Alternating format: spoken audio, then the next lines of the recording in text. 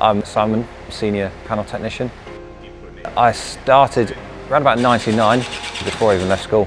Final year of exams, study leave, Saturday mornings, any opportunity I got. I wasn't entirely sure what I wanted to do when I left school, I just knew it was something to do with vehicles. And Andrew, within the first 3 months, said that he'd like to potentially offer me a full apprenticeship. Started right at the bottom, obviously a complete newbie to start with. Just started, general MET, and then they started getting old panels out the skip, damaging them intentionally, and then let me have a go at them. And then once I'd cracked that, let me loose on cars, and every day's a school day. Constantly learning. Yeah, it's a constantly evolving industry. We've got to stay ahead of the game. 2030, every vehicle is going to be either a hybrid or fully electric, so we've got to be prepared for that. Did my first hybrid vehicle training several years ago now, and since then done the fully electric training.